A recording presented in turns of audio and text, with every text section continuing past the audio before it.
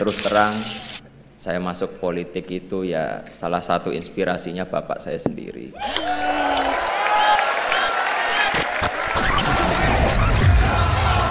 Halo sahabat integritas, jumpa lagi di Buka Kartu. Kaisang jadi ketum PSI. Nah, ini topik yang sedang panas-panasnya, ya, seperti bisnisnya Kaisang, pisang goreng. Enak-enak kalau dimakan panas, tapi ini panasnya nggak enak. Karena banyak yang kemudian nyinyir, ya, kecewa, macam-macam lah. Kita bisa lihat itu di sosmed. Kita mau nyinyirin juga kan, bro? Enggak, kita nggak akan nyinyir soal itu. Tapi kita mau meletakkan apa yang terjadi di PSI hari ini dengan konsep besar bagaimana negara ini dikelola, negara ini ditata gitu ya. Karena namanya juga kita divisi integritas kan fokusnya di sana. Bagaimana tata kelola itu bisa lebih baik, lebih kuat, sistemnya juga berubah, solid ya, sehingga ya penyimpangan, korupsi dan lain-lainnya itu bisa dikurangi. Nah, tanggapannya nih, ada Ade, ada Eson nih dari Visi Integritas. Apa tanggapan pertamanya begitu mendengar hari Sabtu daftar, hari Senin diangkat jadi ketum? Ya, kalau saya dari aspek kaderisasi ya, itu artinya kaderisasi di PSI gagal. Kenapa bisa dikatakan gagal? Kan sebenarnya banyak orang yang memulai karirnya di PSI udah lama banget. Nah, ini cuman 2-3 hari baru dapat kartu anggota. Mungkin lebih mumpuni ya mereka ya? Iya, jauh lebih mumpuni gitu. Ini pertanyaan juga serius buat PSI yang sekarang ya, bukan PSSI ya tadi. Karena suka ketambahan. Jadi isu soal kaderisasi ini yang kemudian tidak berjalan. Kemudian sisi yang lain ini juga menunjukkan bahwa figur-figur lama PSI itu dianggap tidak punya kompetensi sebagai ketua umum. Nah, walaupun kalau dilihat dari perdebatan di media sosial, ini kan sebenarnya semangatnya adalah ingin mendongkrak suara PSI gitu ya. Kemudian tujuan besarnya adalah PSI akan tampil di Senayan. Tapi kita sendiri agak ragu ya, apakah itu akan berhasil atau tidak dengan ketumnya Pak Kaisang atau Sang Kaisang ini, Sang Pisang gitu ya. Kemudian itu membawa mendongkrak suara PSI nanti di pemilu 2024. Tadi menarik tuh soal kaderisasi ya. Kalau kita tarik ke konsep anti korupsinya partai politik, KPK itu kan punya sistem integritas partai politik ya. Di mana di dalamnya itu ada 5 komponen besar yang semestinya partai itu harus mulai menata. Ada 2 yang relevan dengan kejadian PSI kemarin, kaderisasi dan demokrasi internal. Dek. Pertama sih saya komentari soal Kaisang ya. Dari sisi pragmatis mungkin ini menguntungkan untuk Kaisang maupun PSI ya, sisi pragmatis itu ya.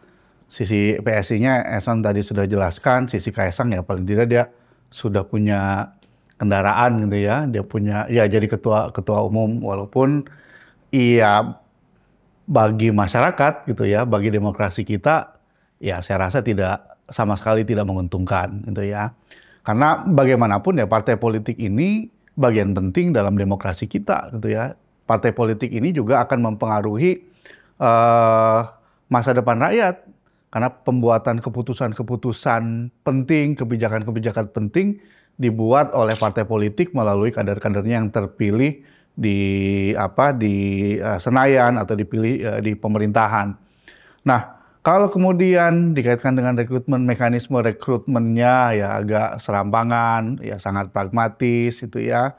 PSI yang dianggap sebagai partai yang klaim mereka muda, agak berbeda, anti korupsi dan sebagainya, saya rasa musnah itu ya? Iya, itu dengan sendirinya musnah gitu ya.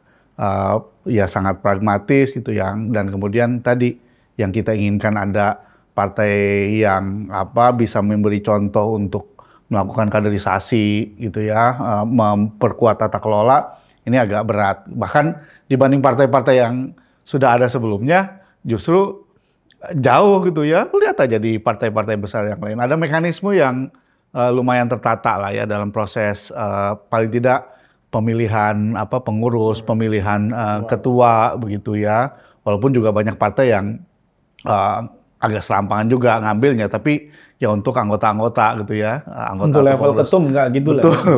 Level ketum nggak seperti itu. Jadi ya dalam perspektif kita ya ini justru mengingkari apa yang ingin PSI bangun gitu ya, bicara soal tadi tata kelola dan anti korupsi.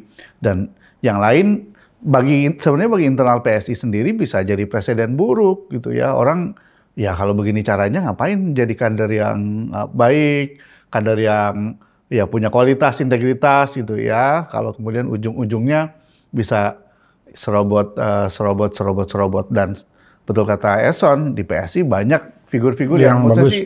Luar biasa bagus ya, cerdas-cerdas, muda juga ya, progresif gitu ya. Agresif, Pak. Progresif. Ya, ya mestinya ini kalau saya nggak tahu dalam ini ya, mestinya mereka juga merasa ada yang salah mestinya ya.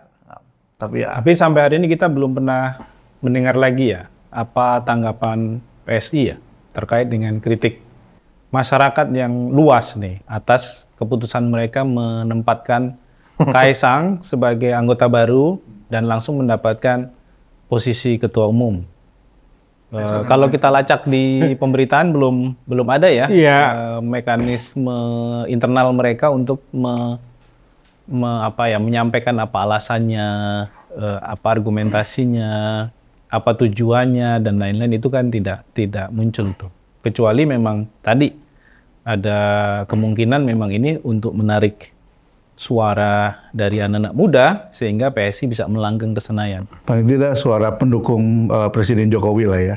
Ada berapa bagiannya tertarik karena anaknya ikut memimpin di PSI. Mungkin ya itu ya harapannya. Tapi kalau masuknya Kaesang jadi ketum PSI itu memupuskan harapan warga Depok sebenarnya. Karena apa dong? Kan dulu kita pikir wah akan ada muncul partai calon pimpinan Depok baru gitu ya. Oh, karena sempat juga disebut-sebut. Sempat waktu itu kan Kaesang jadi wali kota Depok ya, mau gadang-gadang jadi wali kota Depok. Ya setelah jadi ketum kan nggak mungkin turun bebas ya. Dari ketum menjadi ketua wakil wali kota Depok. Tapi Prabowo kan jadi menteri ketum. Iya, tapi kan nggak mungkin Kaesang jadi wali kota Depok setelah jadi ketum ya. Kaesang cuma 2 hari jadi ketua umum aja mungkin kan. Iya. Ya, sangat mungkin terjadi tapi kekecilan untuk wali kota Depok ya. Ini mungkin karena kegeraman kita ya Depok. Ini saya sebagai warga Depok ya. Depok kan gitu aja nggak ada maju-majunya. Waktu itu pas ada Kaesang ya terus terang saya sebagai warga Depok wah seneng gitu ya. Kita kan udah bosen Depok. Kalau Pak Ade sering bilang ini banyak begalnya gitu ya, kemudian jalan-jalan rusak selain Bekasi, nah itu di Depok gitu ya. Jadi kemajuan dekat sekali sama Jakarta ya. Iya, padahal dekat sekali sama Jakarta. Tapi warga Depok itu kan rata-rata kerja di Jakarta, cuman numpang tidur di bahkan di aktivisnya juga banyak tinggal di Depok. Betul, banyak saya kembali. Nah, mereka juga numpang tidur aja. Saya kembali lagi ke soal itu ya. Soal ya kalau PSI kan ya PSI dan mau ke Depok nih. Jadi kalau saya munculin di viral di medsos saya kebetulan saya bilang Eson. Ini fix kaderisasi gagal, kemudian yang kedua ini instan kan poinnya begitu. Di komentari juga oleh akunnya PSI, dia bilang poinnya gini ya, saya pemula ya gimana sepuh masih sepuh, jadi dia ingin membandingkan ya mungkin kalau pemula tuh boleh aja barangkali begitu ya, coba begitu ya. Tapi kan di sisi yang lain orang mempertanyakan lagi soal ini sebenarnya partainya serius atau enggak? Ya, catatan penting kita itu kan itu ya. Jadi lembaga politik dalam mengambil keputusan itu sandarannya apa? Ya, kan mestinya itu ada value ya, yang jadi semacam fondasi ketika mereka mendirikan organisasi untuk memperjuangkan agenda-agenda kebijakan publik kan. Kalau konteksnya partai kan pasti arahnya ke sana gitu. Atau ideologi lah kalau Atau mau ideologi yang besar. pasti ideologinya. Meskipun ya dalam kasus Indonesia kan berat ya. Semuanya ke tengah kalau kata Mas Dodi. Ya semuanya ke tengah. Karena yang tengah itu biasanya enak. Nah yang jadi justru pertanyaan kita itu gitu. Kenapa partai baru yang mengusung selama ini paham-paham pembebasan gitu ya. Karena partai lama ini kan dianggap bermasalah semua. Korupsinya banyak gitu. Jadi antitesanya sama PSI. Dan ya? PSI berdiri lahir itu sebagai antitesis gitu. Pandangan teman-teman yang dulu ikut mendukung berdirinya PSI ya. Termasuk Pak Adnan kalau nggak salah. Kita membantu saja waktu itu proses rekrutmen anggota DPRD gitu ya. Yang itu memang karena kita juga belum melihat hal lain kan. Dulu berarti teman-teman nganggap PSI harapan ya?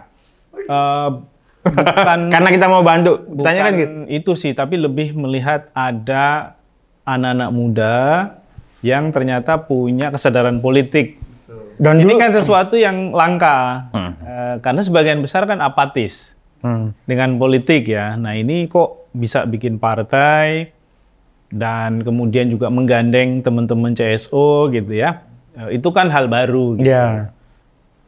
Kita anggap itu akan lebih panjang tuh prosesnya, perjuangannya gitu ya. Tapi kok last minute malah langsung seperti berbalik, berubah 180 derajat ya dari apa yang kita bayangkan dulu. Artinya ya fondasinya nggak kuat nih, pijakannya nggak kuat karena balik lagi ke tadi mencari atau ingin mencapai sesuatu yang pragmatis, Insan ya. instan gitu. Makanya banyak yang kasih plesetan tuh sama PSI sekarang ya. Apa? Partai suka instan gitu kan. Padahal itu sesuatu yang tidak ada waktu itu sebelum keputusan ini gitu. Nah, poin lainnya nih soal kita ngomong akhirnya juga dalam konteks dinasti politik. Kita dulu mengkritisi betul masalah dinasti politik yang berkembang di berbagai daerah karena ternyata dinasti politik itu pada kenyataannya juga membuka keran korupsi yang lebih besar.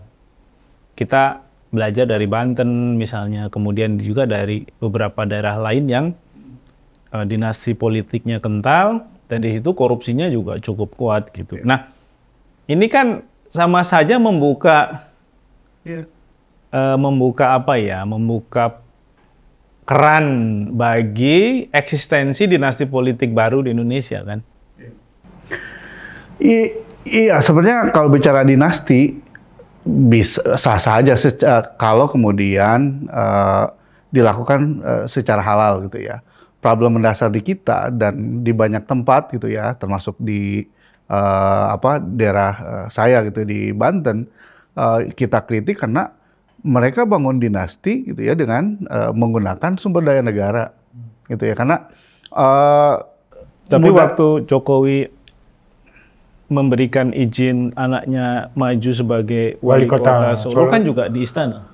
Iya, iya, punya potensi menggunakan sumber daya si incumbent, bisa saja dia atau bisa saja anggota keluarganya, ibunya atau bapaknya atau saudaranya gitu yang berkuasa gitu ya, menggunakan kuasa itu dipakai untuk memenangkan gitu ya anggota keluarga dia yang berkontestasi gitu ya. Dan itu yang kita sering lihat gitu ya. Kenapa kita dari awal terus-menerus melawan soal dinasti. Korupsinya kan ketika berkuasa juga hebat kan? Betul, dinasti kan politik dinasti ditentang kan karena dua hal. Soal kaderisasi lalu kemudian soal korupsi gitu ya. Banyak yang menang karena menggunakan sumber dana dan daya negara kok gitu ya. Bagaimana birokrasi dimobilisasi untuk memenangkan anggota keluarga dia yang maju gitu ya. Bagaimana APBN, APBD dipakai untuk menjadikan modal politik atau peningkatan citra si kandidat anggota keluarga dia yang maju gitu ya. Itu yang kemudian dinasti ini bisa langgeng gitu ya, dan dalam pengalaman kita itu lebih banyak karena faktor sumber daya dan sumber dana negara, bukan karena dia bagus gitu ya, lalu kemudian anaknya mungkin juga bagus, kemudian didorong gitu ya. Dan kalau menurut saya pejabat atau pemimpin-pemimpin yang bagus gitu ya, punya integritas kalau menurut saya gitu ya. Saya ambil contoh di Islam lah ya. Khalifah Umar ya, bin Abdul Aziz kalau tidak salah. Dia walaupun orang menyorong anaknya untuk maju gitu, dia nggak pernah mau. Cukup satu Umar saja gitu ya. Saya sih pengennya seperti itu pemimpin-pemimpin di kita. Cukup satu saya aja di sini. Dulu kan sempat juga pernah ngomong begitu. Saat-saat awal keluarga saya nggak ada loh yang tertarik sama politik. Kemudian bisa berubah lagi, artinya godaan kekuasaan. Gitu ya. Makanya perlu banyak ngaji kali, Pak. Ya, dengan posisinya sebagai ketum PSI, berarti bisnisnya berhenti dong? Idealnya kan declare dong ya, deklarasi konflik kepentingan ya. Walaupun memang jadi perdebatan adalah Kaisang bukan pejabat publik ya. Tapi bisnisnya bisa dipengaruhi oleh posisi barunya. Betul, Ya, betul. Karena ketua umum partai ini meskipun bukan pejabat publik, tapi ada pengaruh. Bisa memudahkan pengaruhnya, Ada di sana aspek influence buying gitu ya. Kalau kita rujuk kepada misalnya model-model konvensi PBB anti korupsi, di sana kan juga diatur gitu. Ya walaupun mungkin untuk Kaisang ya, itu saya ngeliat kalaupun itu disebut dinasti politik, membangun dinasti politik, tapi ini mungkin gaya baru. Gaya barunya apa? Kalau dulu kan biasa satu partai Pade ya. Ini kayaknya melakukan proses penyebaran partai, yang satu boleh di... Nggak gaya baru juga Udah lama ya? Di Banten ya banyak juga. Disebar. Disebar, gitu ya. Partai lain sama. Ke Golkar, Disebar. Itu kan model baru Pak Isan. Ya. Mengadopsi berarti model lama dengan orang baru. Iya, gitu ya. Oke ya, berarti ini tugas KPK nih dengan konsep SIPP-nya makin berat ya. Iya. Karena berarti kan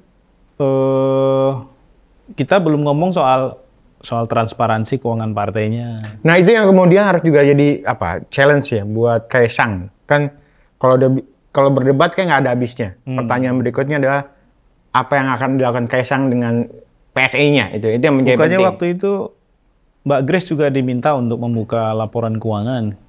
Nah itu Mas, itu yang kemudian perlu didorong lewat Kaisang. Sebenarnya Kaisang ini dengan ketum-ketum partai yang lain yang sudah lama, bedanya apa? Dia lebih transparan, akuntabel atau enggak kayak gitu ya? Kan di luar isu transparan, akuntabel, isu yang lain adalah soal dana-dana politik. Dana-dana politik ini menjadi penting karena kalau setiap proses-proses pemilu, kan ini banyak testimoni tuh dari para calon anggota dewan gitu ya, baik yang DPR RI, kemudian DPRD yang bilang bahwa ada dana politik yang diberikan oleh partai. Kan pertanyaan berikutnya adalah, ini uang halal atau uang haram? Atau subhat. Atau ya tadi tengah-tengah gitu ya, abu-abu. Pertanyaan kita adalah bagaimana misalnya si ketum baru ini itu mengelola partai ini dengan politik bersih lah, dengan upaya-upaya yang transparan, akuntabel, kemudian kalau klaimnya anti korupsi ya jelas dia harus pastikan bahwa uang-uang di PSI itu bukan uang hasil korupsi, misalnya begitu. Kalau menurut saya sih sisi yang lain ya, justru ketika banyak pejabat maju, ketika banyak anggota keluarga yang memimpin partai politik gitu ya, atau berkontestasi, ekstra pengawasan harus ada. Baik misalnya dari penegak hukum, dalam hal ini KPK gitu ya, atau dari pengawas pemilu gitu ya. Karena sekali lagi potensi penggunaan sumber daya negara atau sumber dana negara cukup besar. Karena mereka punya akses ke sana gitu ya. Dan ya kalau pakai suzonnya ya salah satu sebab kenapa didorong mereka juga karena punya akses di sumber daya dan sumber dana ini. Jadi sebenarnya kalau Pak Ade bilang kalau Kaisang bukan anak Pak Jokowi belum tentu jadi ketum ya Pak Ade? Ya bisa ditanya. Nggak usah ditanya ya Pak Ade? Nggak usah ditanya. Oh, iya. Kalau Kaisang cuma penjual pisang aja gitu ya, apakah kemudian akan dipilih gitu ya? Jadi ketum PSI ya. Oke. Gitu. Jadi ya itulah realitas politik Indonesia hari ini. kita masih banyak PR ya, dan PR-nya terus bertambah. Kadang-kadang berat, kadang-kadang ringan. Tapi yakinlah bahwa kita masih percaya dengan demokrasi itu akan membawa hasil yang lebih baik daripada pendekatan yang lain, sistem yang lain. Ini tugas kita untuk mengawasi dengan lebih ketat bagaimana proses politik ke depan. Seperti yang dibilang Eson tadi, kayaknya kita harus nunggu juga apa langkah-langkah konkret dari Ketum PSI yang baru, Kaisang, untuk menunjukkan bahwa dirinya sebagai ketum punya kapasitas, bahwa dirinya sebagai ketum berbeda dengan ketum partai yang lain, terutama dari sisi anti korupsinya. Kita jumpa lagi di Buka Kartu selanjutnya. Sampai jumpa.